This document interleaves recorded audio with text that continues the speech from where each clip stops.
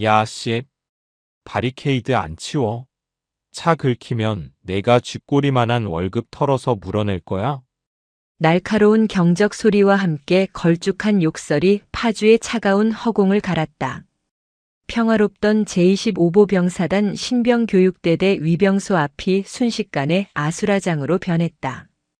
입소를 위해 줄을 서 있던 장정들과 배웅 나온 부모님들의 시선이 일제히 검은색 벤츠 마이바흐 차량으로 쏠렸다.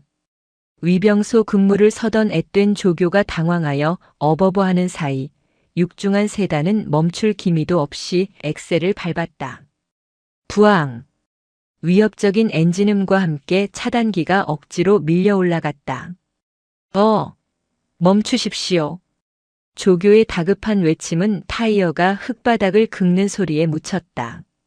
흙먼지를 요란하게 피워대며 연병장 한가운데로 돌진해 들어온 차량은 사열대 바로 앞에 삐딱하게 멈춰 섰다. 마치 이곳이 자신의 안방이라도 되는 듯한 오만방자한 주차였다. 이봐요. 차량 통제 구역입니다. 통제를 맡은 박 중사가 기겁하며 달려갔다. 하지만 운전석 문이 열리기도 전에 뒷좌석 문이 거칠게 열렸다. 광이 번쩍번쩍한 구두가 메마른 흙바닥을 지시겼다. 아, 씨발. 공기 한 번 더럽게 텁텁하네. 야, 짐 꺼내. 차에서 내린 사내는 좋기 190cm는 되어 보이는 거구였다. 명품 슈트가 터질 듯 부풀어 오른 근육질 몸매, 목덜미를 타고 귀 밑까지 올라온 뱀 문신. 그가 바로 지역구 국회의원 곽동석의 외동아들이자 한때 강남 유흥가를 주름잡던 조직의 행동대장 곽병기였다. 곽병기는 내리자마자 인상을 찌푸리며 바닥에 가래침을 퇴뱉었다. 지금 뭐 하시는 겁니까? 여기는 훈련병 가족분들도 도보로 이동하는 구역입니다. 당장 차 빼세요. 박 중사의 외침에 곽병기가 느릿하게 선글라스를 고쳤었다. 그는 주머니에서 담배 한 개비를 꺼내 입에 물었다. 칙 하는 소리와 함께 라이터 불꽃이 일었다. 신성한 연병장 한복판에서의 흡연이었다. 야, 곰팡이. 뭐라고요? 박 중사의 얼굴이 불그락푸르락해졌다.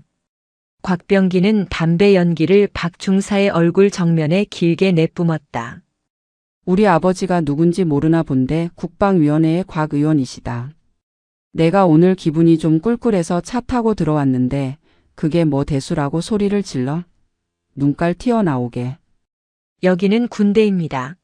사회에서의 지위 고하를 막론하고 규정을 지키셔야 합니다. 담배 끄십시오. 박 중사가 물러서지 않고 소리쳤다.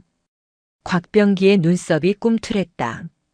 그는 천천히 박 중사 앞으로 다가갔다. 압도적인 덩치 차이 탓에 박 중사의 시야가 시커멓게 가려졌다. 이 새끼가 진짜 돌았나. 어이 중사 나부랭이. 내가 입대해 주는 것만으로도 영광인 줄 알아야지 어디서 훈계질이야. 너 전역하고 연금 받기 싫어? 곽병기가 손가락으로 박 중사의 가슴팍을 툭툭 쳤다. 명백한 하극상이자 모욕이었다. 박 중사가 주먹을 꽉 쥐고 부들부들 떨었지만 상대는 국회의원 아들이라는 배경을 가진 예비 훈련병이었다. 함부로 손을 댔다가는 옷을 벗어야 할 수도 있었다. 그때였다. 그럼 저한테는 경례라도 하시겠습니까, 훈련병? 흙먼지 날리는 연병장 끄트머리에서 맑고 서늘한 목소리가 들려왔다. 소란스럽던 웅성거림이 모세의 기적처럼 갈라졌다. 그 길을 따라 한 여자가 걸어오고 있었다. 머리를 단정하게 망으로 묶어 넘긴 여군 장교였다. 계급장은 다이아몬드 2개 중이었다. 190cm의 곽병기에 비하면 한참을 올려다봐야 하는 160cm 중반의 왜소한 체구. 하지만 빳빳하게 날이 선 전투복과 허리에 찬 권총집, 그리고 무엇보다 선글라스 너머로 느껴지는 기운이 그녀를 결코 작아 보이지 않게 만들었다. 신병교육대 이중대장 한채연이었다. 한채연은 박 중사와 곽병기 사이로 파고들었다. 박 중사님. 훈련병 통제 안 하고 뭐 하십니까? 아, 중대장님. 그게 아니라 이 인원들이 차량으로 난입해서 알고 있습니다. 한채연의 고개가 천천히 곽병기에게로 향했다. 곽병기는 입에 문 담배를 삐딱하게 기울이며 그녀를 위아래로 훑어보았다. 음흉하고 끈적한 시선이 한채연의 다리에서 허리, 그리고 가슴을 지나 얼굴에 머물렀다. 호. 곰팡이들만 있는 줄 알았더니 꽃도 한 송이 피어 있었네. 곽병기가 휘파람을 불며 비아냥거렸다. 한채연은 미동도 하지 않았다. 그녀는 곽병기의 입에 물린 담배를 턱 끝으로 가리켰다. 훈련병 곽병기. 지금 즉시 흡연 중지하고 담배 끕니다. 그리고 타고 온 차량과 수행원은 즉시 내보냅니다. 불응시 입소 명령 위반으로 퇴소 조치하겠습니다. 한채연의 목소리는 건조했다. 감정이 섞이지 않은 사무적인 어조. 그것이 곽병기의 심기를 거슬렀다. 그는 여태껏 여자들 앞에서, 특히 제복 입은 공무원들 앞에서 이런 대우를 받아본 적이 없었다. 곽병기는 피식 웃으며 담배 연기를 한채연의 얼굴에 훅 뿜었다. 하얀 연기가 한채연의 얼굴을 뒤덮었다가 파주에 찬 바람에 흩어졌다.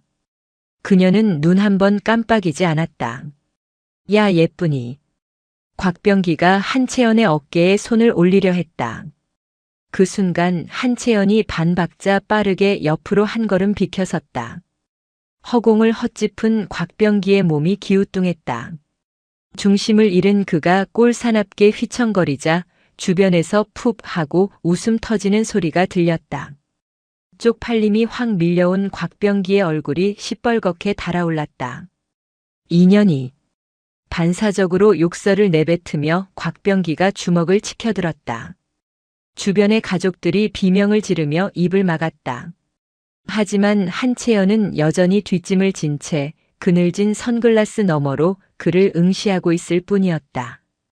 군인에게 손대면 어떻게 되는지 아나? 뭐? 군형법상 상관 폭행 미수. 게다가 여기는 민간 구역이 아니다. 내가 밖에서 뭘 하고 다녔든 여기서는 그저 훈련병일 뿐이야. 한채연이 한 걸음 다가갔다. 올려다보는 시선이었지만 기세는 곽병기를 압도하고 있었다.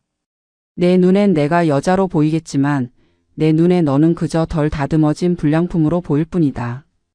뭐? 불량품? 말이 짧다 훈련병. 순간 곽병기는 등줄기에 소름이 돋는 것을 느꼈다. 분명히 자기보다 머리 하나는 작은 여자인데 왜인지 모르게 맹수 앞에 선 초식동물이 된 것 같은 기이한 공포감이 스쳤다. 하지만 그는 자존심이 센 조폭 출신이었다. 수백 명의 사람들이 보고 있는 앞에서 꼬리를 내릴 수는 없었다.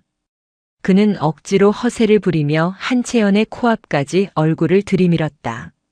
말 조심해라, 아가씨. 밖이었으면 내 눈도 못 마주쳤을 게 어디서 군복 입었다고 까불어. 밤길 조심해야 할 거야. 내가 전역하고 나서 찾아갈 수도 있거든. 명백한 협박이자 성희롱이었다. 박 중사가 참지 못하고 나서려 하자 한채연이 손을 들어 제지했다. 그녀는 천천히 선글라스를 벗었다. 드러난 그녀의 눈동자는 깊고 서늘했다. 마치 모든 감정이 말라버린 깊은 우물 같았다. 그녀의 입꼬리가 아주 미세하게 비틀렸다. 재미있네. 뭐라고? 찾아올 필요 없다. 내가 여기서 무사히 나갈 수 있다면 말이지. 한채연은 곽병기의 시선을 피하지 않고 똑바로 받아치며 나직하게 덧붙였다. 그리고 나는 밤길보다 낮을 더 조심해야 할걸. 밤에는 내가 더 잘 보이니까. 그녀의 말이 무슨 뜻인지 곽병기는 이해하지 못했다. 하지만 한 가지만은 확실했다. 이 조그만 여군 장교가 자신에게 선전포고를 했다는 것. 파주의 칼바람보다 더 차가운 긴장감이 두 사람 사이를 팽팽하게 메웠다. 연병장의 스피커에서 입영 행사를 알리는 팡파르가 울려 퍼졌지만 그 소리는 두 사람 사이의 살벌한 기류를 뚫지 못했다. 이것은 전쟁의 서막이었다. 그날 저녁, 훈련소의 첫 밤이 찾아왔다. 낡은 관물대와 퀴퀴한 곰팡이 냄새가 진동하는 생활관. 곽병기는 억지로 지급받은 활동복 상의를 벗어던지고 문신이 가득한 상반신을 드러낸 채 침상 중앙에 다리를 꼬고 앉아 있었다. 야, 거기 안경. 네네. 구석에서 안경을 닦던 왜소한 훈련병이 화들짝 놀라 대답했다. 물 좀 떠와라. 시원한 걸로. 얼음 띄워서. 아, 정수기에 얼음은 없는데.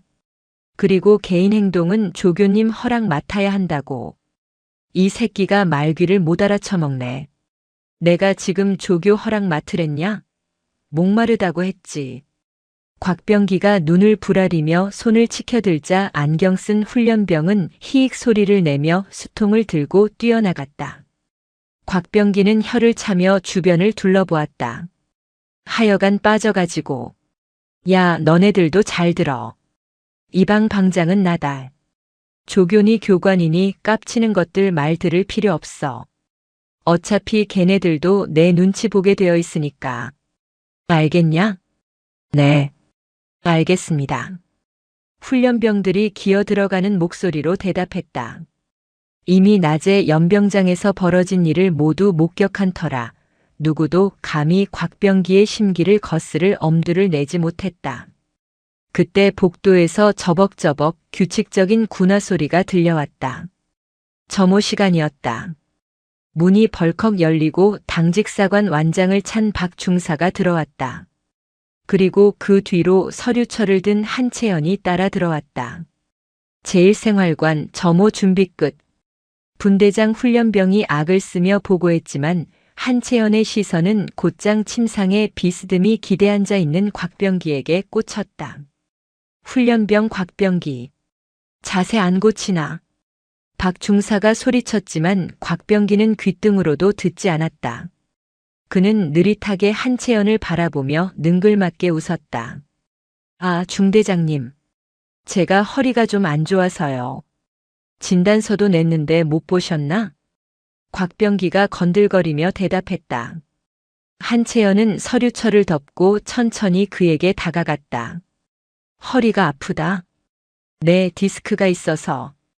밤에 누가 좀 주물러주면 나을 것 같기도 하고. 곽병기의 시선이 노골적으로 한채연의 손을 향했다. 생활관 내에 억눌린 헛바람 소리가 터져나왔다. 명백한 성희롱. 박 중사의 얼굴이 하얗게 질렸다. 이것은 선을 넘어도 한참 넘은 발언이었다. 하지만 한채연은 표정 변화 하나 없이 들고 있던 지휘봉으로 곽병기의 명치 끝을 톡 건드렸다. 자신감은 좋은데 훈련소에서는 그 자신감이 독이 될 거다. 그리고 옷 입어. 문신 자랑은 사우나 가서나 하고. 아, 덥네, 더워. 예쁜 중대장님이 들어오셔서 그런가? 여기가 화끈거리네. 곽병기는 보란듯이 가슴 근육을 움찔거려 보였다. 한채연은 짧게 한숨을 내쉬었다. 말로 해서는 절대 알아듣지 못할 인간이다. 힘의 우위를 뼈저리게 느끼게 해주지 않으면 끝없이 기어오를 짐승이다. 좋아. 허리가 아프다니 특별 관리가 필요하겠군. 박 중사님.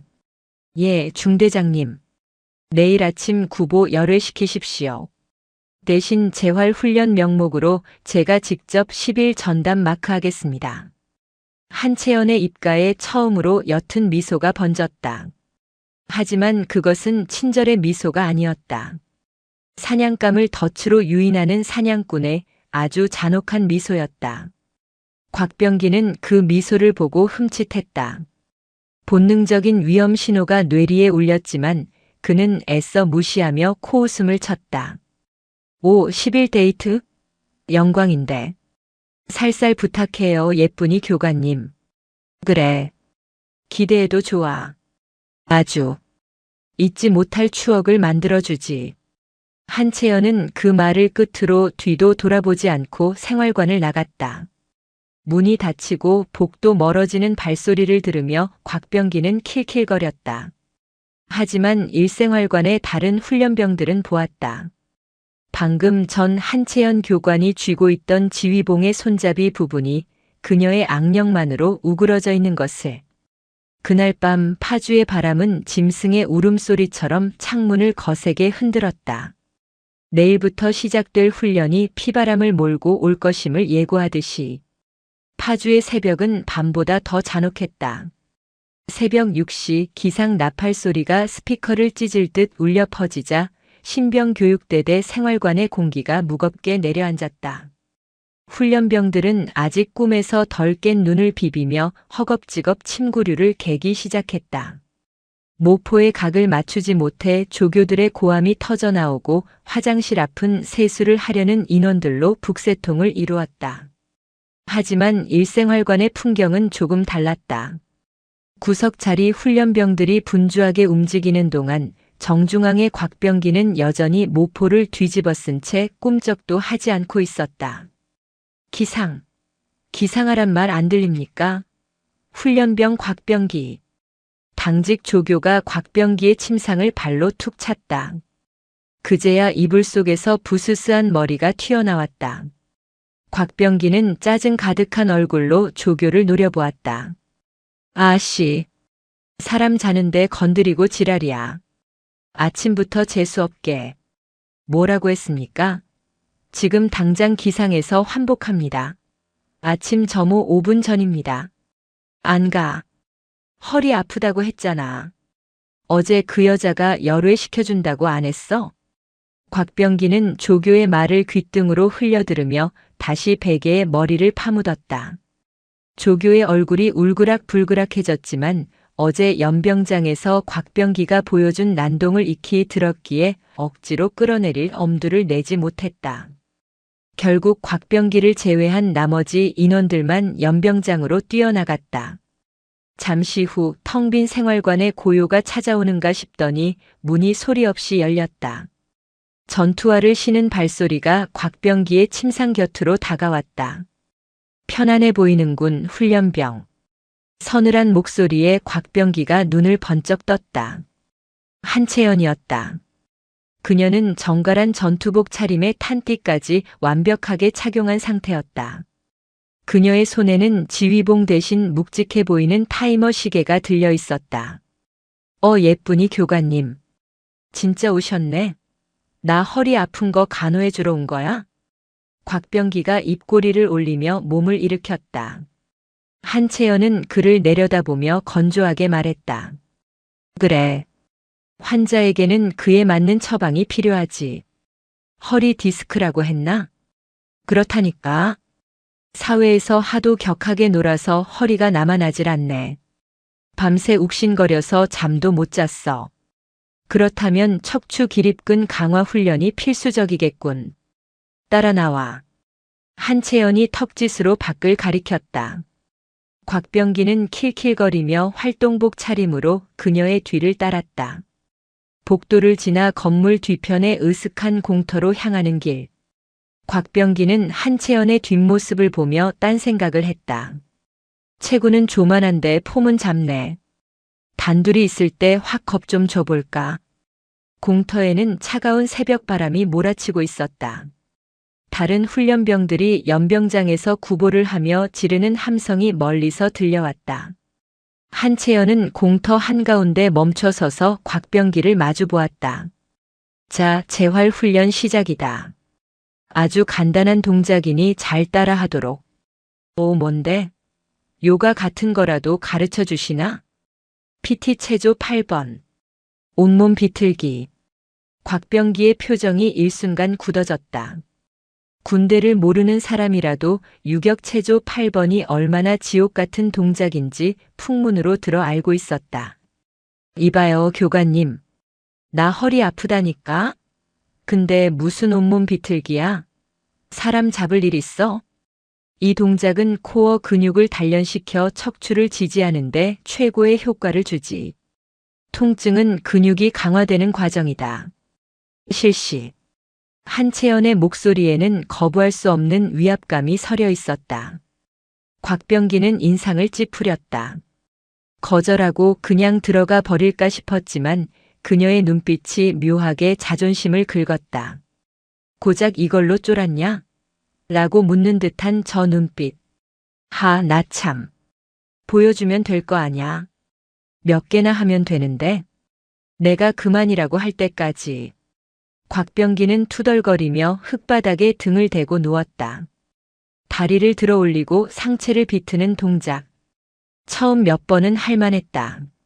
사회에서 헬스로 다져진 몸이라며 자신만만해했다. 하나, 둘, 셋. 곽병기가 구령을 붙이며 몸을 비틀었다. 한채연은 그 옆에 서서 타이머를 누르고 팔짱을 낀 채 지켜보았다. 10회가 넘어가자 곽병기의 이마에 땀이 맺히기 시작했다. 20회가 넘어가자 배가 찢어질 듯 당겨왔다. 거대한 근육은 겉보기엔 위협적이었지만 지구력과는 거리가 멀었다. 게다가 술과 담배에 찌든 몸이었다. 30. 야, 언제까지 해? 자세가 흐트러졌다. 다리 펴. 한채연이 전투화 끝으로 곽병기에 처진 다리를 툭 올려찼다. 씨발 진짜. 욕설 사용. 횟수 초기화. 다시 하나부터. 뭐? 이 여자가 진짜 돌았나? 곽병기가 벌떡 일어나려 했다. 하지만 이미 복근이 경련을 일으켜 몸이 말을 듣지 않았다. 그가 바닥에서 헐떡이며 한채연을 노려보았다. 너, 이거 훈련 핑계로 나 엿먹이는 거지. 내가 누군지 잊었냐? 잊지 않았다. 너는 지금 내 통제 하에 있는 훈련병이고 환자다. 눕는다. 실시. 한채연은 조금의 동요도 없었다. 그녀는 오히려 자신이 시범을 보이겠다며 흙바닥에 누웠다. 그리고 기계처럼 정확한 자세로 온몸 비틀기를 시작했다. 하나, 둘, 셋. 그녀의 움직임에는 군더더기가 없었다. 숨소리 하나 거칠어지지 않았다. 20회를 순식간에 해치우고 일어난 그녀는 먼지 하나 묻지 않은 듯 깔끔했다. 나는 부상 회복 중임에도 이 정도는 한다. 사지 멀쩡한 내가 못할 이유가 없지. 다시 실시. 그것은 완벽한 모욕이었다. 덩치만 큰 내가 이 작은 나보다 못하다는 무언의 증명. 곽병기의 얼굴이 수치심으로 붉게 달아올랐다. 그는 이를 악물고 다시 누웠다. 오기가 생겼다. 저 여자 앞에서 꼴사나운 모습을 보이기 싫다는 알량한 자존심이었다. 그렇게 30분. 곽병기는 흙바닥을 뒹굴며 비명을 질렀다. 온몸의 근육이 비명을 지르고 입에서는 단내가 났다. 그만. 한채연의 짧은 명령이 떨어졌을 때 곽병기는 죽은 듯이 바닥에 대자로 뻗어 있었다. 하늘이 노랗게 보였다. 한채연이 쓰러진 그의 머리맡으로 다가왔다. 그림자가 곽병기의 얼굴을 덮었다. 오늘은 여기까지다. 내일은 하체 강화 훈련이다. 쪼그려 뛰기 500회. 너 두고 봐. 내가 나가면. 곽병기가 숨을 헐떡이며 저주를 퍼부었지만 한채연은 듣지 않았다는 듯 뒤돌아섰다. 멀어지는 그녀의 등 뒤로 아침 해가 떠오르고 있었다. 그것은 곽병기에게 있어 지옥문의 개방을 알리는 신호탄이었다. 하지만 곽병기는 몰랐다. 이것은 한채연이 그에게 베푸는 마지막 자비이자 기회였다는 것을. 군인으로서의 기본을 갖추게 하려는 그녀 나름의 방식이었음을. 그러나 짐승은 사람의 말을 이해하지 못했고 원한만을 키워가고 있었다. 그로부터 3일 뒤. 훈련 강도는 점차 높아졌고 곽병기의 인내심은 바닥을 드러내고 있었다. 식당에서 밥을 먹던 곽병기는 식판을 쾅 내려놓으며 주변 훈련병들을 위협했다. 야, 니들 내 눈치 보냐? 밥이 넘어가? 아닙니다. 그 계집의 교관 말이야. 밤에 몰래 뒤를 밟아볼까 하는데 어떻게 생각하냐? 겁 좀 줘서 눈물 쏙 빼놓게. 훈련병들은 곽병기의 미친 소리에 고개를 푹 숙이고 밥만 퍼먹었다. 곽병기는 그 반응이 마음에 들지 않아 혀를 찼다. 그의 안에서 폭력성이 꿈틀거렸다. 사회에서는 주먹 한 번 휘두르면 다들 설설 기었는데 이곳에서는 그놈의 계급장 때문에 마음대로 할 수 없다는 사실이 그를 미치게 만들었다. 특히 한채현. 그녀의 눈빛을 볼 때마다 곽병기는 이상한 패배감을 느꼈다. 그 패배감을 지우는 방법은 하나뿐이었다. 힘으로 짓눌러서 그 도도한 눈빛이 공포로 물드는 것을 보는 것. 그리고 운명의 날이 밝았다. 각계전투 훈련장. 이곳은 신병교육대대 내에서도 가장 험하기로 소문난 곳이었다. 전날 내린 비로 인해 바닥은 온통 진흙탕이었고 훈련병들은 그 진흙 구덩이를 기어가야 했다. 전방의 적 발견. 낮은 포복. 조교의 고함 소리와 함께 수십 명의 훈련병들이 진흙 바닥에 배를 깔았다. 질척한 흙탕물이 전투복 사이로 스며들고 팔꿈치와 무릎이 돌부리에 긁혀나갔다. 여기저기서 앓는 소리가 터져나왔다. 하지만 단 한 명, 곽병기만이 꼿꼿하게 서 있었다. 그는 진흙이 묻는 것이 싫다는 듯 인상을 잔뜩 찌푸린 채 바지 밑단을 털고 있었다. 훈련병 곽병기. 엎드려. 포복 안 합니까? 담당 조교가 달려와 소리쳤다. 곽병기는 조교를 삐딱하게 내려다보았다. 야, 이거 꼭 해야 되냐? 옷 다 버리잖아. 세탁기도 안 돌려주면서. 전시 상황입니다. 총알이 빗발치는데 옷 버리는 게 문제입니까? 당장 엎드려. 아, 시끄러워. 귀 따갑게 소리는 왜 질러? 대충 하는 척만 하면 되지. 곽병기는 조교의 어깨를 밀치며 지나가려 했다. 그때였다. 훈련장 단상 위에 있던 한채연이 마이크를 잡았다. 훈련 중단. 스피커를 타고 흐르는 차분한 목소리에 모든 동작이 멈췄다. 진흙바닥을 기던 훈련병들이 고개를 들었다. 한채연이 단상에서 내려와 곽병기 쪽으로 걸어왔다. 그녀의 전투화는 이미 흙투성이었다. 그녀는 솔선수범하여 훈련병들과 똑같이 진흙을 밟고 있었다. 한채연이 곽병기 앞에 섰다. 훈련병 곽병기. 동기들은 지금 흙탕물 마셔가며 훈련하고 있다. 너만 특별 대우받을 생각 마라. 엎드려. 싫은데? 내가 왜 이딴 개고생을 해야 해? 우리 아빠한테 전화 한 통이면 니네 대대장도 날아가는 거 몰라? 곽병기가 큰 소리로 떠들었다. 주변 훈련병들이 술렁거렸다. 국회의원 아들이라는 배경은 확실히 위협적이었다. 하지만 한채연은 눈 하나 깜짝하지 않았다. 전화는 일과 끝나고 해라. 지금은 훈련 시간이다. 명령 불복종은 즉결 처분 대상이다. 마지막 경고다. 엎드려.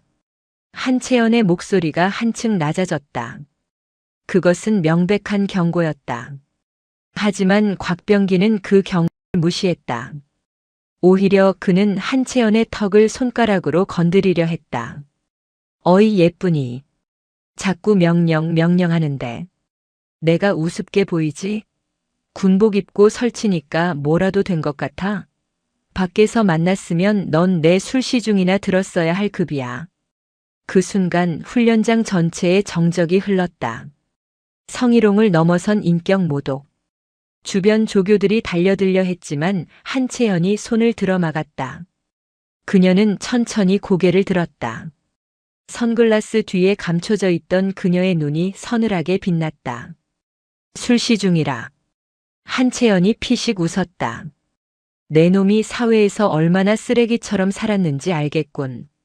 하지만 유감스럽게도 여기는 내가 놀던 룸살롱이 아니야. 뭐 인연이. 말 다 했어? 아니, 아직 안 끝났다.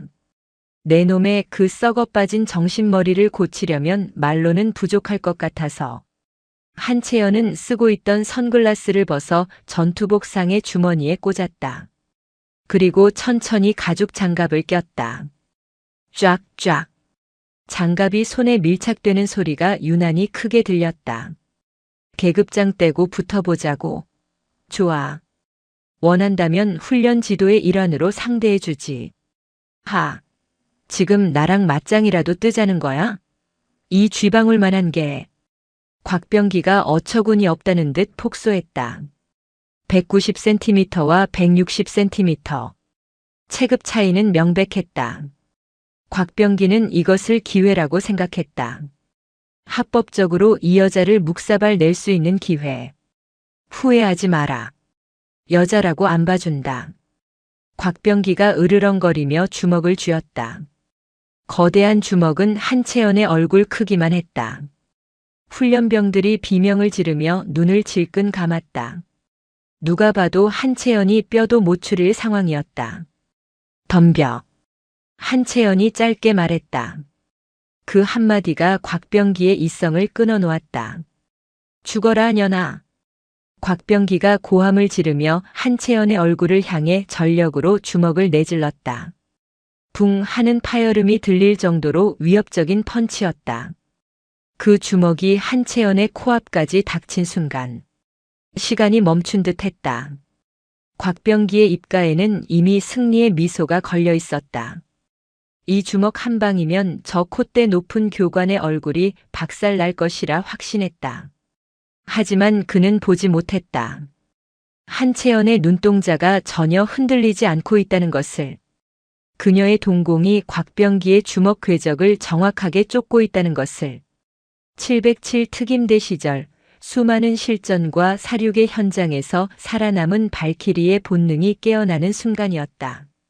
한채연의 몸이 유령처럼 흐릿해졌다. 쾅!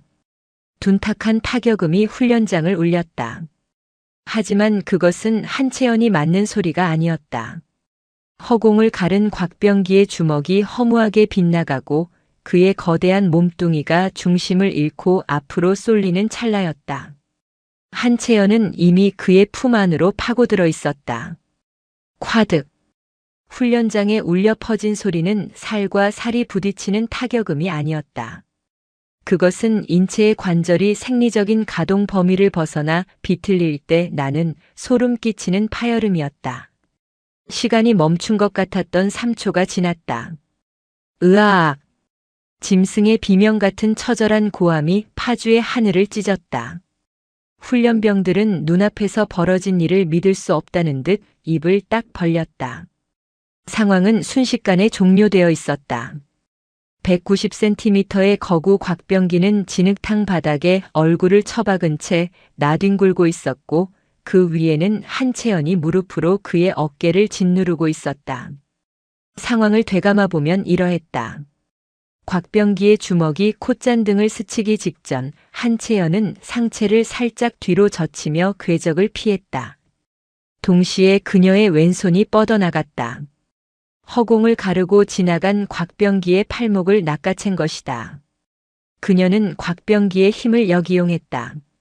앞으로 쏠리는 그의 체중을 그대로 흘려보내며 손목 관절을 반대 방향으로 비틀어버렸다.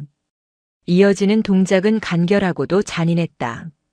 그녀는 곽병기의 팔꿈치 관절을 자신의 겨드랑이에 끼운 뒤 그대로 체중을 실어 바닥으로 내리찍었다. 크악! 내 팔. 곽병기가 고통에 몸부림치며 바닥을 긁었다. 진흙이 그의 입과 코로 들어갔지만 뱉어낼 정신조차 없었다. 팔이 뽑혀 나갈 듯한 격통이 뇌를 지배했다. 한채연은 감정 없는 눈으로 그를 내려다보았다. 그녀는 제압된 곽병기의 귀에 입을 가져다 대고 나직하게 속삭였다. 훈련병. 여기가 사회였다면 넌 전치 사주였겠지만 실전이었다면 넌 이미 목이 꺾여 죽었다. 이거나. 이 미친년이.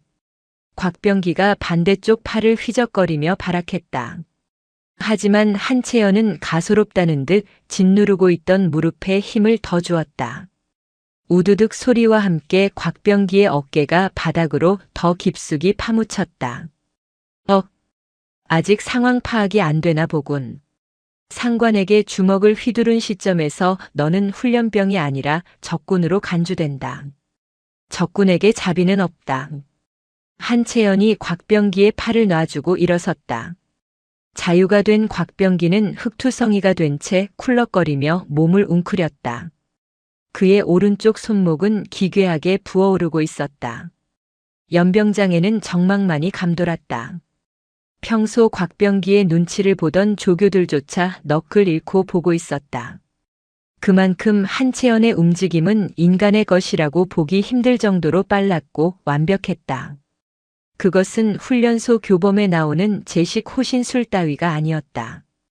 뼈와 근육을 파괴하여 상대를 가장 빠르고 효율적으로 무력화시키는 살인 기술, 특수부대 크라브마가였다. 한채연은 장갑을 벗어 탁탁 털었다. 흙먼지가 날렸다. 훈련병 곽병기. 일어날 수 있겠나? 너. 곽병기는 덜덜 떨리는 손으로 바닥을 짚고 겨우 상체를 일으켰다. 눈물과 콧물 그리고 지늘기 범벅된 그의 얼굴은 더 이상 기세등등하던 조폭 행동대장의 모습이 아니었다.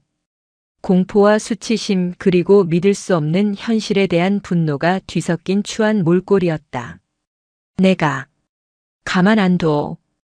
우리 아빠가 누군지 알아? 넌 끝장이야. 옷 벗겨서 감방에 쳐넣어 줄게. 내 손목 이거 부러진 것 같다고. 곽병기가 악에 받쳐 소리쳤다. 하지만 한채연은 태연하게 조교를 불렀다. 박중사님. 예. 중대장님. 얼어붙어 있던 박중사가 화들짝 놀라 달려왔다. 훈련병 곽병기 의무대로 후송합니다. 진단명은 우측 손목 염좌 및 타박상 예상됩니다. 그리고 상급 부대에 보고하십시오. 훈련병의 하극상 및 상관 폭행 미수 사건 발생했다고. 아, 알겠습니다. 그런데 괜찮으시겠습니까? 저 녀석 아버지가. 박중사가 걱정스러운 눈빛으로 곽병기를 힐끔거렸다. 곽병기는 들것에 실려나가면서도 한채연을 향해 고래고래 욕설을 퍼붓고 있었다. 야, 한채연, 너 기다려. 내일 아침에 눈 뜨면 헌병대가 널 잡으러 올 거다. 내가 이 부대 통째로 날려버릴 거야. 멀어지는 고함 소리를 들으며 한채연은 피식 웃었다. 부대를 날려버린다라. 재미있겠군. 그녀는 주머니에서 초콜릿바 하나를 꺼내 까먹으며 흙탕물이 튄 전투화를 내려다보았다. 세탁하기 귀찮게 됐네. 그녀의 태도는 마치 귀찮은 파리 한 마리를 쫓아낸 사람처럼 평온했다. 하지만 그녀의 머릿속에서는 이미 다음 작전이 설계되고 있었다. 1차전은 끝났다. 이제 놈은 자신의 가장 강력한 무기인 권력을 꺼내들 것이다. 그리고 그것이야말로 한채연이 기다리던 순간이었다. 국군 고양병원 VIP 병실. 일반 병사들은 구경조차 할 수 없는 1인실 침대에 곽병기가 누워 있었다. 깁스를 한 오른팔을 가슴에 얹은 채 그는 한 손으로 스마트폰을 들고 울부짖고 있었다. 아빠, 진짜라니까요. 그 미친년이 내 팔을 꺾어서 부러뜨렸다니까. 훈련받다가 다친 게 아니라고. 일부러 그런 거라고. 수화기 너머로 중후하지만 분노가 잔뜩 서린 목소리가 들려왔다. 뭐라고? 감히 국회의원 아들 몸에 손을 대? 그것도 일개중이 나부랭이가. 맞아. 나보고 불량품이니 뭐니 하면서 사람들 앞에서 개망신 주고 반항하니까 죽여버린다면서 덤볐어. 아빠, 나 진짜 너무 아파. 억울해서 못 살겠어. 당장 그 여자 구속시켜줘. 걱정 마라. 내가 지금 당장 국방부 장관한테 전화 걸어서 25사단장 모가지부터 흔들어 놓을 테니까. 내 금쪽 같은 아들을 건드린 대가가 뭔지 뼈저리게 느끼게 해주마. 전화가 끊기자 곽병기는 비릿한 미소를 지었다. 아버지가 움직였다. 국방위원회의 실세인 곽동석 의원이 나선 이상 일개중이 따위는 하루아침에 옷을 벗는 것은 물론이고 군사재판에 넘겨져 인생이 끝장날 것이 분명했다. 흐흐. 한채연, 넌 이제 뒤졌다. 곽병기는 아픈 팔을 어루만지며 상상했다. 한채연이 자신의 병실 바닥에 무릎을 꿇고 눈물을 흘리며 비는 모습을. 그때가 되면 머리채를 잡고 뺨이라도 한 대 갈겨줄 생각이었다. 같은 시각 25사단 신병교육대대 대대장실. 분위기는 초상집 그 자체였다. 대대장은 식은땀을 줄줄 흘리며 전화기를 붙들고 있었다. 예. 의원님, 죄송합니다. 제가 관리 감독을 소홀히 해서. 아닙니다. 절대 폭행을 사주하거나 묵인한 적 없습니다. 예. 당장 해당 장교를 대기 발령 조치하고 징계위원회에 회부하겠습니다. 전화를 끄는 대대장이 수건으로 얼굴을 닦으며 고함을 질렀다. 야, 한채연 중이 어디 있어? 당장 오라고 해. 대대장님. 한 중대장님 지금 중대장실에서 진술서 작성 중이십니다. 작전장교가 눈치를 보며 말했다. 진술서가 문제야? 지금 국방부에서 감찰 내려온다고 난리가 났어. 곽 의원이 직접 헬기 타고 온단다. 너 미쳤어? 왜 국회의원 아들을 건드려가지고 이 사단을 만들어? 대대장의 고함 소리가 복도까지 울렸다. 잠시 후 노크 소리와 함께 문이 열리고 한채연이 들어왔다. 그녀는 여전히 흙이 묻은 전투복 차림이었지만 표정만큼은 흐트러짐이 없었다. 중위 한채연. 호출 받고 왔습니다. 너 이 자식. 지금 내가 무슨 짓을 저질렀는지 알아? 대대장이 삿대질을 하며 자리에서 벌떡 일어났다.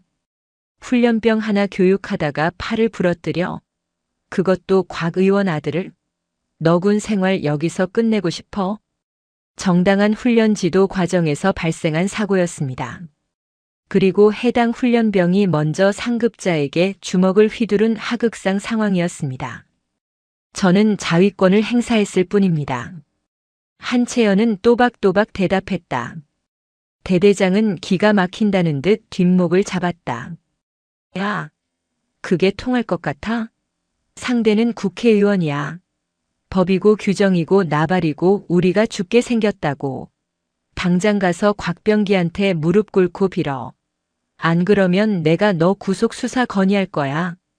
잘못한 게 없는데 사과할 이유는 없습니다. 이게 진짜 돌았나?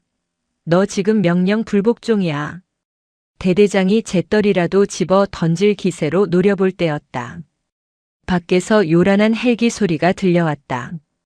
투두두두두.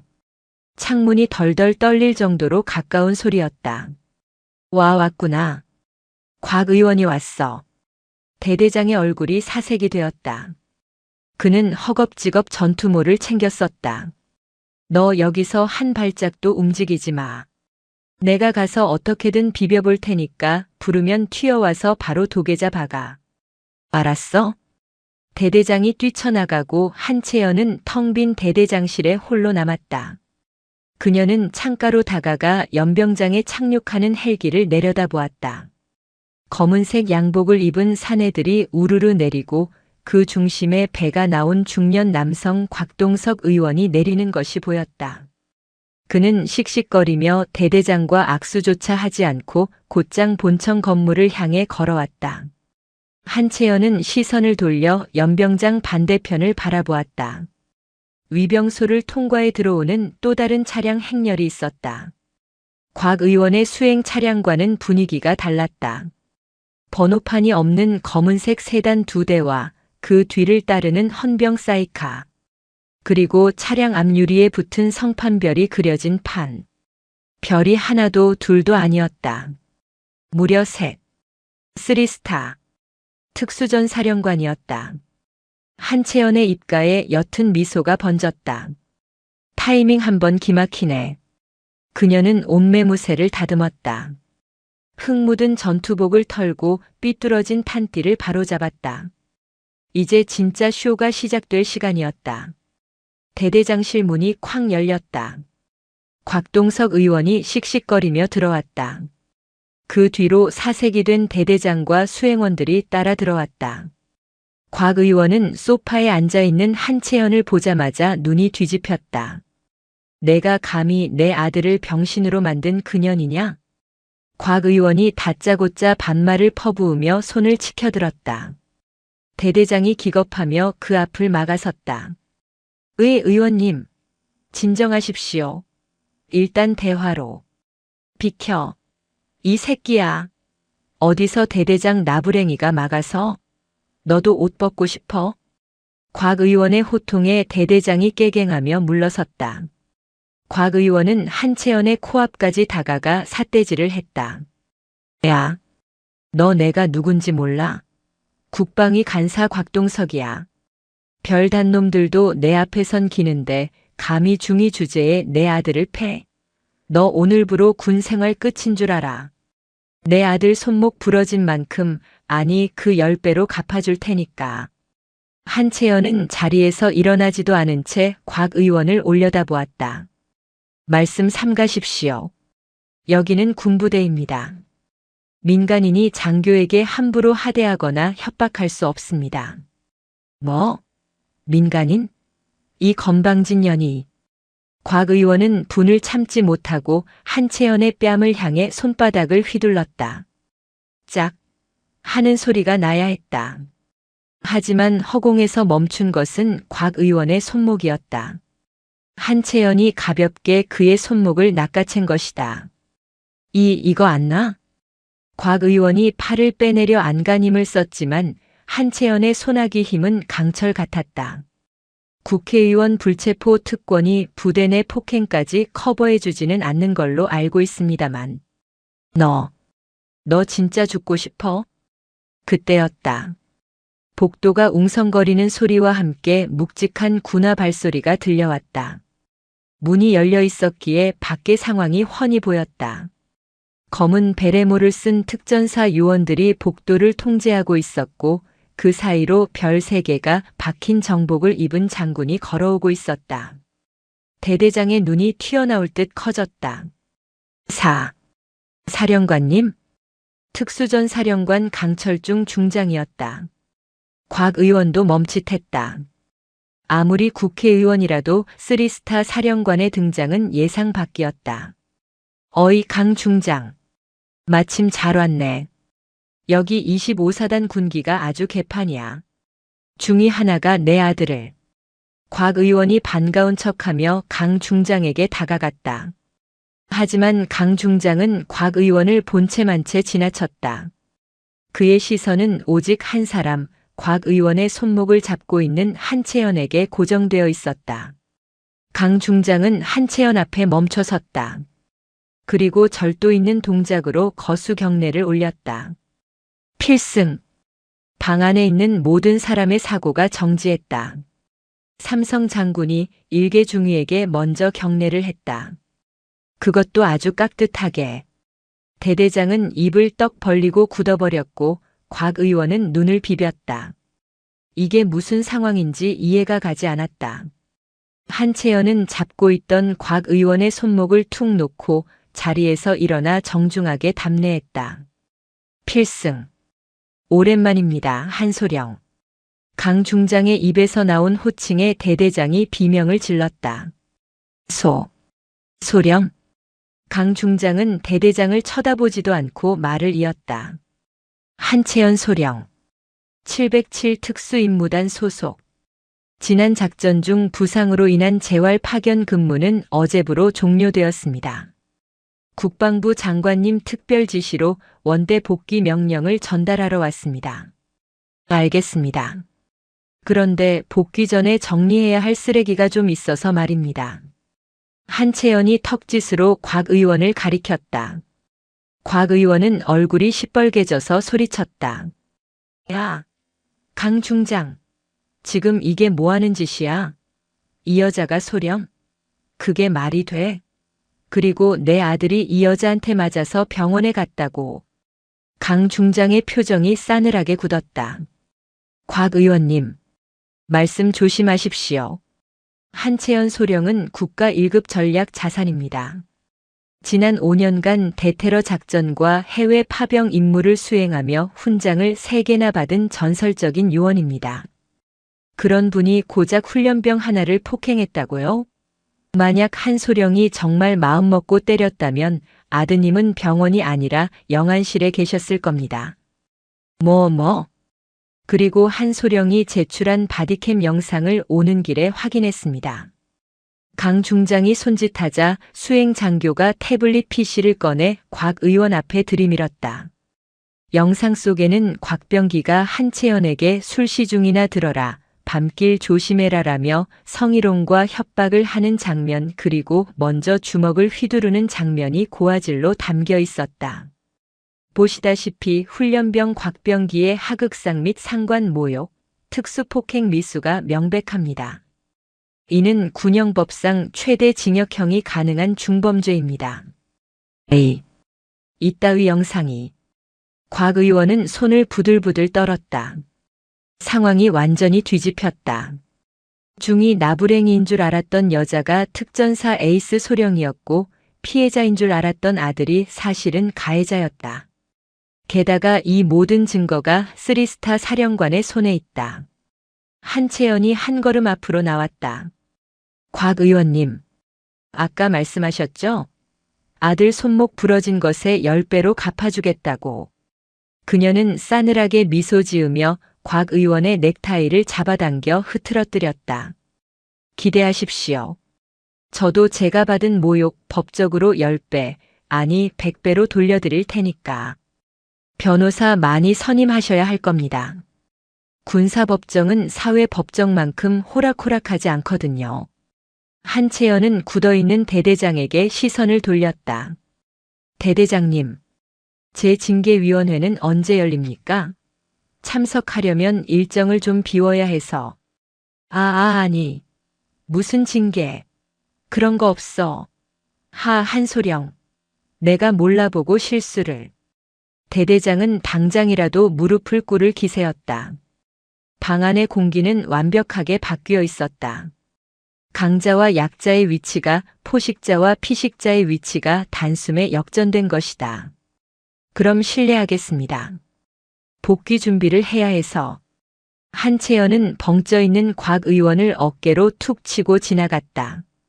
곽 의원은 힘없이 비틀거렸다.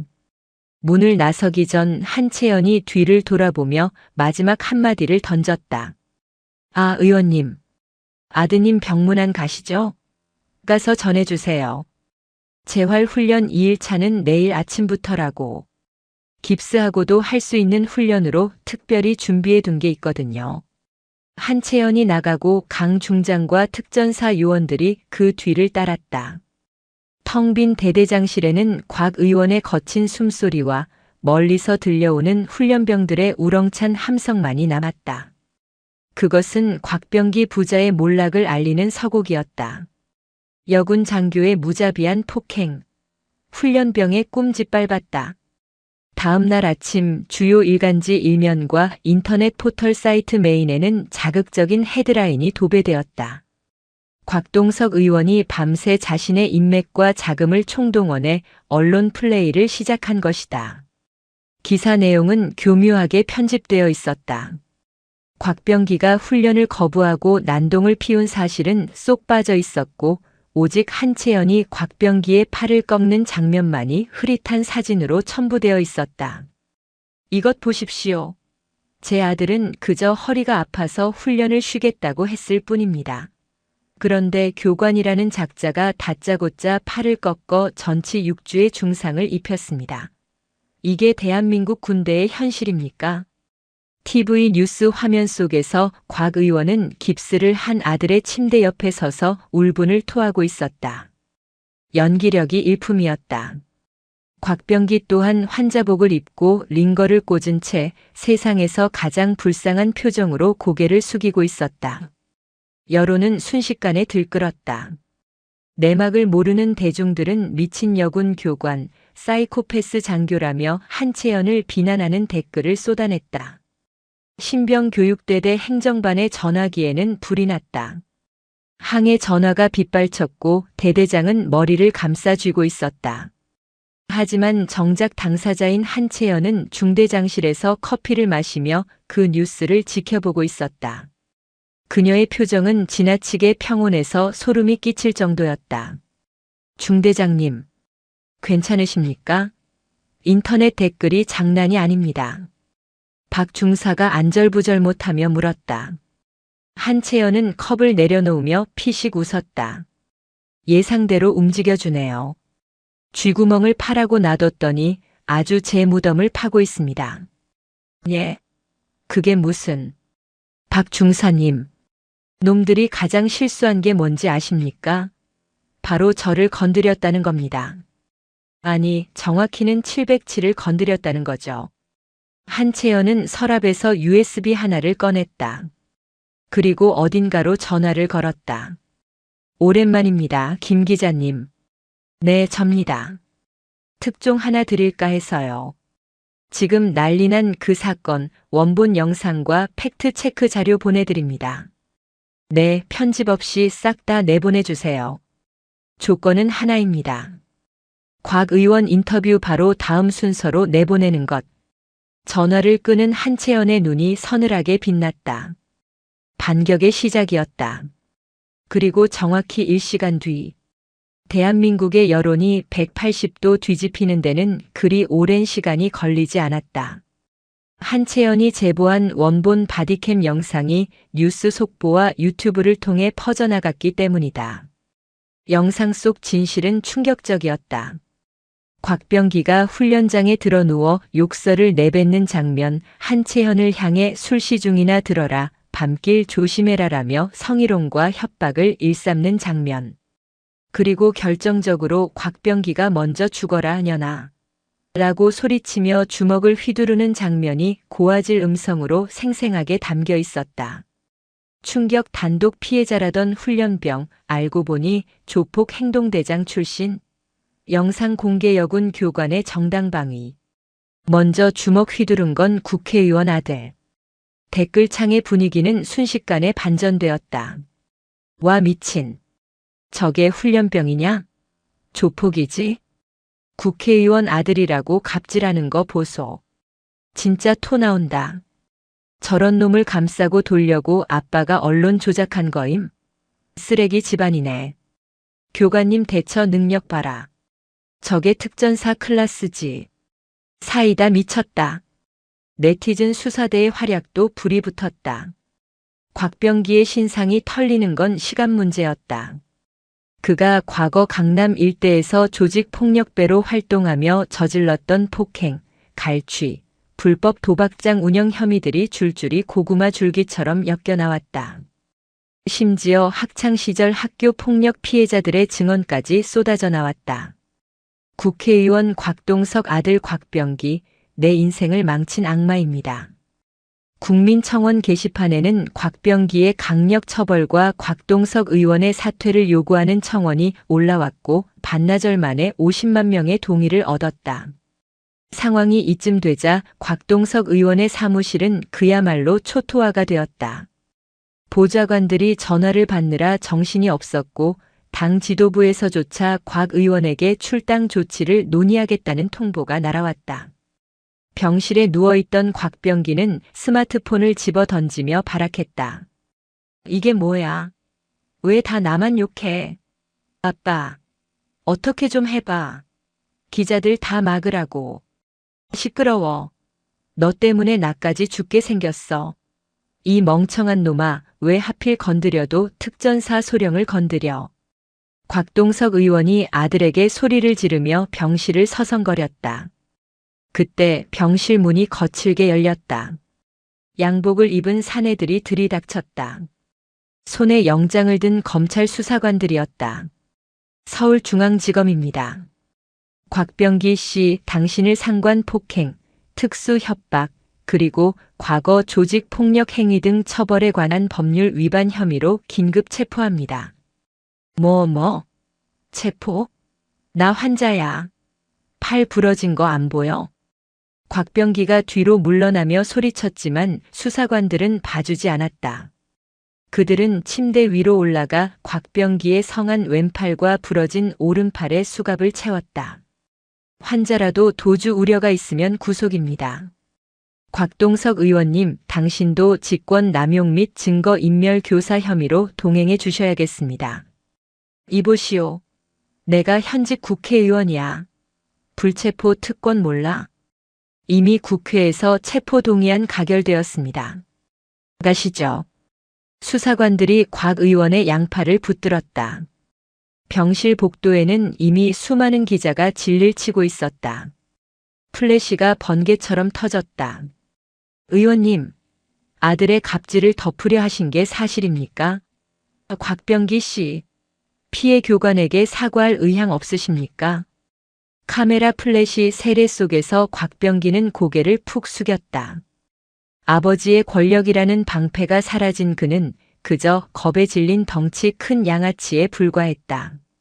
그리고 그 뉴스를 한채연은 부대 식당 TV로 지켜보며 마지막 숟가락을 입에 넣었다. 밥맛 좋네. 그녀의 복수는 이제 막 법정이라는 2라운드로 접어들고 있었다. 군사법원 대법정. 공기는 무겁고 차가웠다. 방청석은 기자들과 시민단체 그리고 곽병기에게 피해를 입었던 수많은 사람으로 가득 차 있었다. 재판이 시작되기 전부터 긴장감이 팽팽하게 감돌았다. 피고인석에 앉은 곽병기는 수의를 입고 있었다. 며칠 사이 살이 쪽 빠져 퀭한 눈을 하고 있었지만 여전히 억울하다는 듯 입을 삐죽거리고 있었다. 그의 옆에는 국내 최고 로펌에서 고용한 변호인단 5명이 앉아 있었다. 곽 의원이 전 재산을 털어 꾸린 초호화 변호인단이었다. 반면 검찰 측 증인석에는 한채연이 홀로 앉아 있었다. 그녀는 화려한 장식 없는 정복 차림이었다. 하지만 그녀가 뿜어내는 기품과 카리스마는 5명의 변호인단을 압도하고 있었다.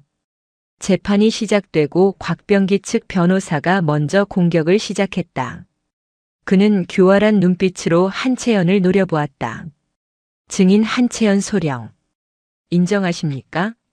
당시 피고인은 훈련 도중 극심한 고통을 호소했습니다. 그런데도 증인은 이를 무시하고 가혹 행위를 지속했습니다. 이것이 사건의 발단 아닙니까? 변호사의 말장난에 방청석이 술렁거렸다.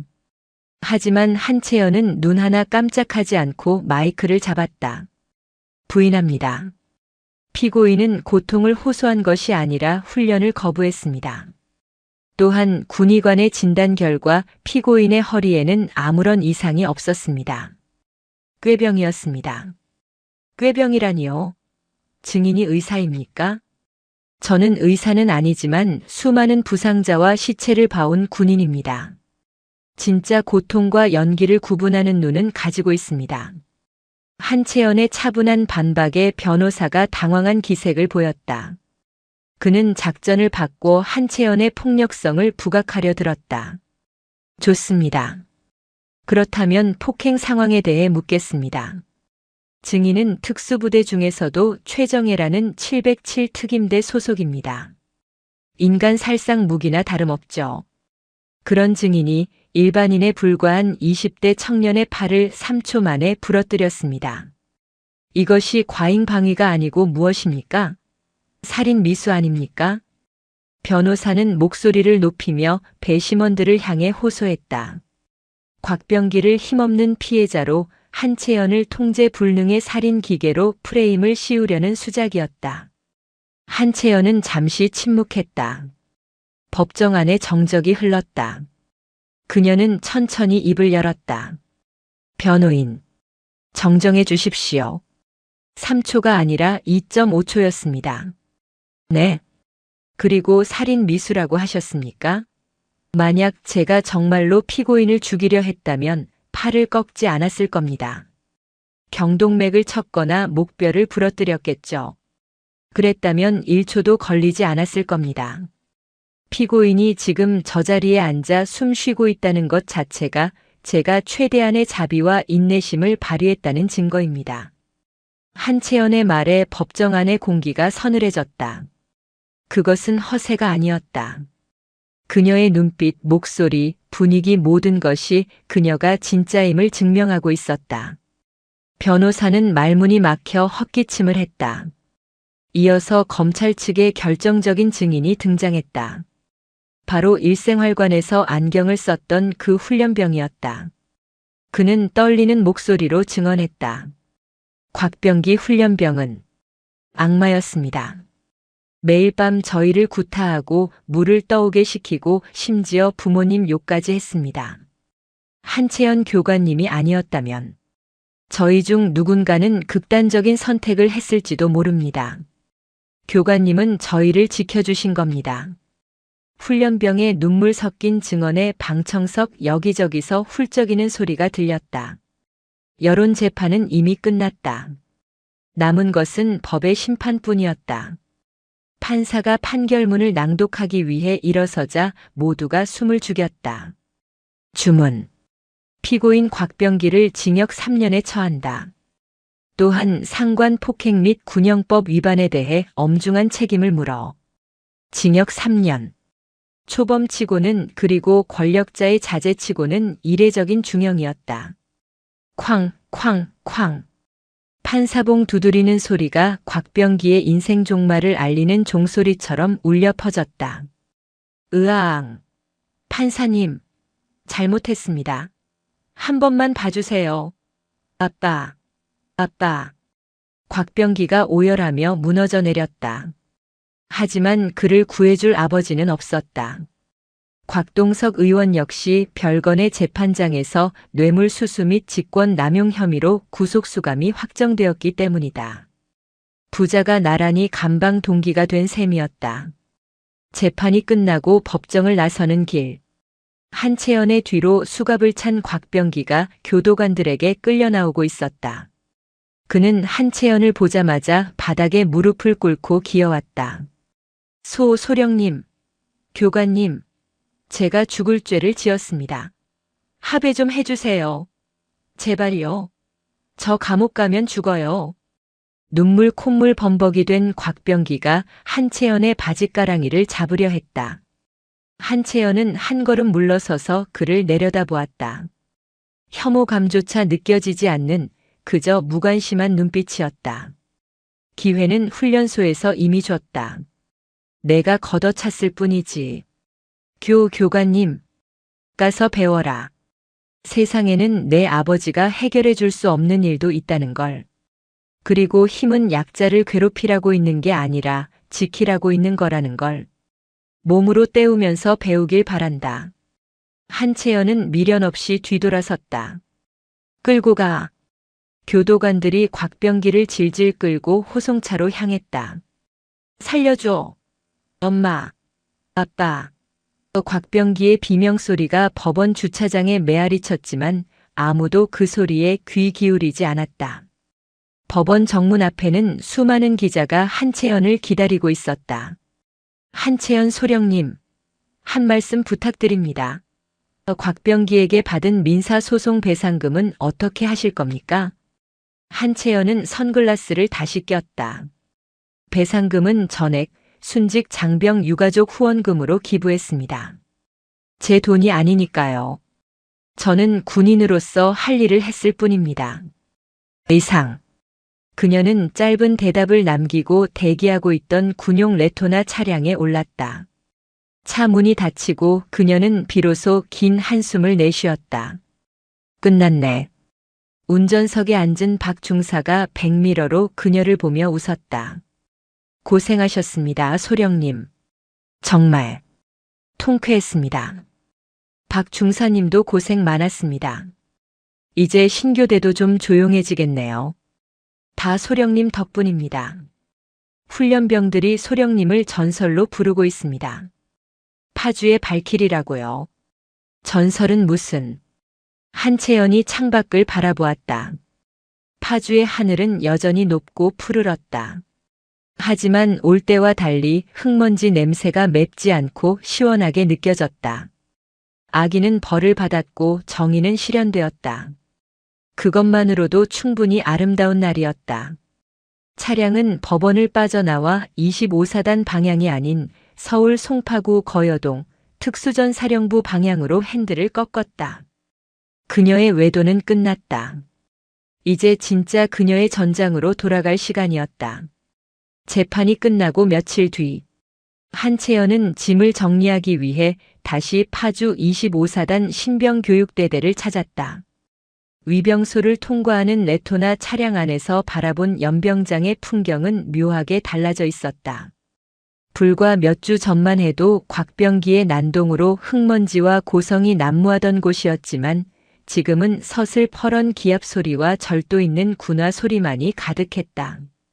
하나, 둘, 셋, 넷.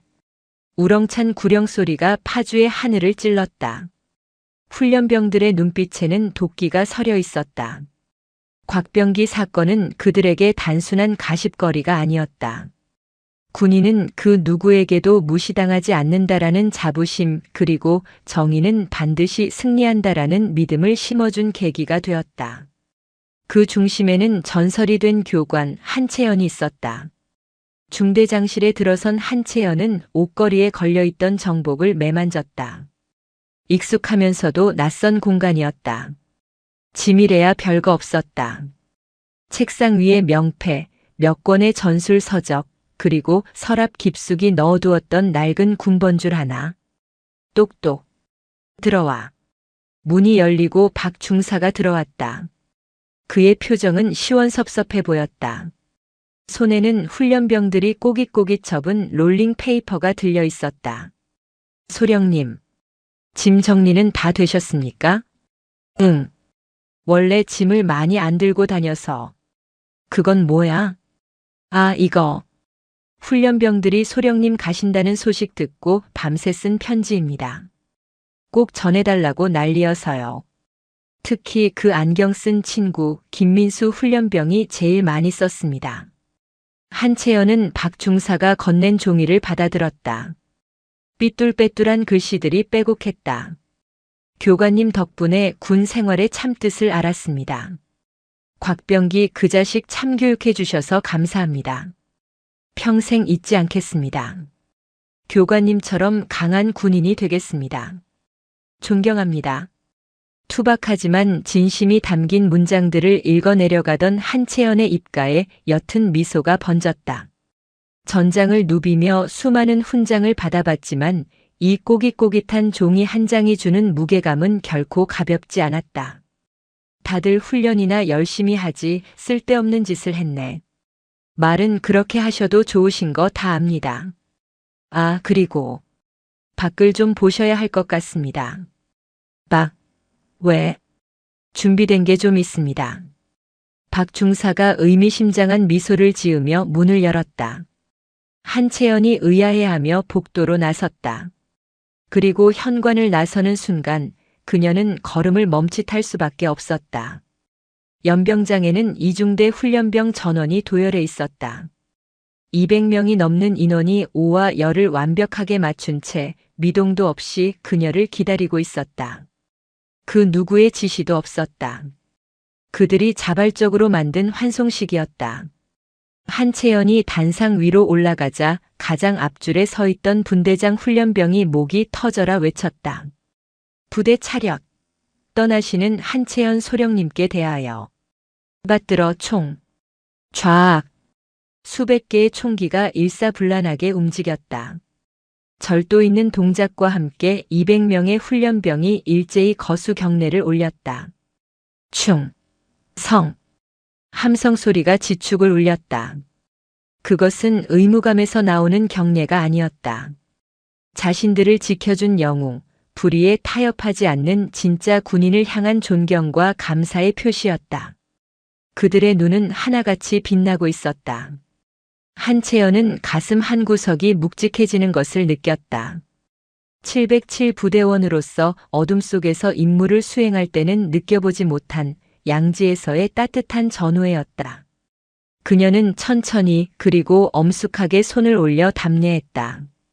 충성. 짧고 굵은 한마디. 하지만 그 안에는 그 어떤 훈시보다 강한 진심이 담겨 있었다. 너희들은 내 군 생활 중 가장 골치 아픈 제자들이었다. 하지만 동시에 가장 자랑스러운 후배들이기도 하다. 한채연의 말에 몇몇 훈련병들의 눈시울이 붉어졌다. 군복을 입은 순간 너희는 누군가의 아들이 아닌 대한민국의 방패다. 그 긍지를 잊지 마라. 곽병기 같은 쓰레기가 다시 나타나더라도 쫄지 마라. 너희 뒤에는 법이 있고 국가가 있고 그리고 한채연은 잠시 말을 멈추고 그들을 둘러보았다. 내가 있다. 억울한 일이 생기면 언제든 연락해라. 지구 끝까지 쫓아가서 해결해 줄 테니까. 이상. 와. 환호성과 박수 소리가 터져 나왔다. 훈련병들은 모자를 던지며 한채연의 이름을 연호했다. 한채연 소령. 한채연 소령. 박 중사가 눈물을 훔치며 다가와 거수 경례를 했다. 소령님. 정말 감사했습니다. 잊지 않겠습니다. 박 중사님도 고생 많았습니다. 애들 너무 잡지 말고. 한채연은 박 중사의 어깨를 툭 치고는 대기하고 있던 검은색 세단에 올랐다. 차가 천천히 움직이자 훈련병들이 차 뒤를 따라오며 손을 흔들었다. 100m 속에서 멀어지는 25사단 신교대의 풍경. 한채연은 그 모습이 점이 되어 사라질 때까지 눈을 떼지 못했다. 차가 위병소를 완전히 빠져나와 자유로에 진입했다. 한채연은 창문을 내렸다. 시원한 강바람이 머리카락을 흐트렸다. 소령님, 바로 사령부로 가십니까? 운전병이 물었다. 한채연은 잠시 생각에 잠겼다가 고개를 저었다. 아니, 가는 길에 잠깐 들릴 곳이 있어. 어디 말씀이십니까? 국립서울현충원. 그녀의 시선이 창밖 먼 곳을 향했다. 신고는 해야지. 나 무사히 복귀했다고. 그리고 약속 지켰다고. 그녀의 손이 가슴 주머니 속 낡은 사진 한 장을 매만졌다. 과거 작전 중에 전사한 옛 동료의 사진이었다. 불의를 보면 참지 말라던 약자를 지키는 것이 특수부대의 존재 이유라던 선배의 목소리가 들리는 듯 했다. 가자. 차는 속도를 높여 서울을 향해 질주했다. 그녀의 군 생활 재임하기, 아니 더욱 치열해질 진짜 전쟁이 그녀를 기다리고 있었다. 1년 후 어느 지방의 교도소 운동장. 잿빛 수의를 입은 수감자들이 335 모여 잡담을 나누고 있었다. 그 구석진 곳, 햇볕도 잘 들지 않는 담벼락 아래에 한 남자가 쪼그리고 앉아 풀을 뽑고 있었다. 빡빡 깎은 머리에 비쩍 마른 몸. 눈 밑은 퀭하고 입가에는 터진 상처가 아물지 않아 딱지가 앉아 있었다. 가슴에 달린 수감 번호 3840번. 1년 전 세상을 떠들썩하게 했던 갑질 훈련병 곽병기였다. 어이 3840. 농땡이 피우냐? 덩치 큰 죄수 하나가 다가와 곽병기의 뒤통수를 툭 쳤다. 곽병기는 화들짝 놀라며 굽실거렸다. 아닙니다. 형님. 열심히 하고 있습니다. 열심히는 무슨. 야, 너네 아빠가 영치금 좀 넣어줬다며? 오늘 매점 쏴라. 그게.